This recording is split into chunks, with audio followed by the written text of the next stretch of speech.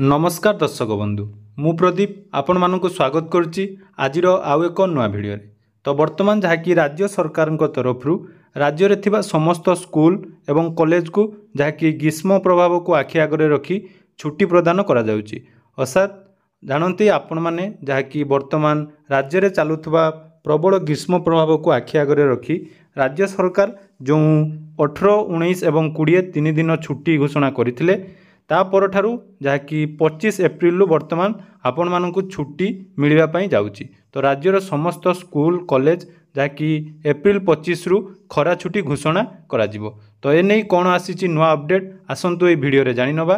ता पूर्व जदि चैनल को सब्सक्राइब करना एवं ही सब्सक्राइब करनियंतु आगो को एहीपरि बहुत सारा नुआ नुआ अपडेट आपण माने चैनल रे पाई परिबे। माने देखि पारुथबे जहाँकि ट्विटर हैंडल वर्तमान ओडिशा सरकार तरफ जहाँकि घोषणा कर दिया संभाव्य ग्रीष्म प्रभाव और पाणीपाग विभागर सूचना को दृष्टि रखी चलित एप्रिल 22 रु 24 तारिख पर्यंत 3 दिन स्कूल जहाँकि 6:30 रु 10:30 पर्यंत चलिबो एवं सेहीपरि 25 एप्रिल रु जहाँकि राज्यर सरकारी ग्रीष्म छुट्टी घोषणा कर जाइछि। तो देखि पारुथबे जहाँकि ट्विटर माध्यम आसी जाइछि आपनकर छुट्टी वर्तमान जो 20 तारिख पर्यंत थिला।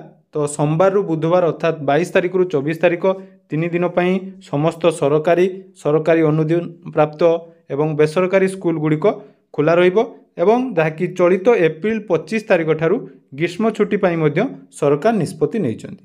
तेणु ग्रीष्म छुट्टी समय सरकारी एवं सरकारी अनुदान प्राप्त विद्यालय रे छात्र छात्री शिक्षक शिक्षयित्री शिक्षा तथा शैक्षिक कार्यक्रम निमंते राज्य प्राथमिक शिक्षा निर्देशक तरफ जहाँकि परिचालना करा जिवो। अर्थात ए वर्ष जहाँकि समस्त स्कूल कॉलेज एप्रिल 25 तारिख रु जहाँकि ग्रीष्म छुट्टी पड़ जाइछि।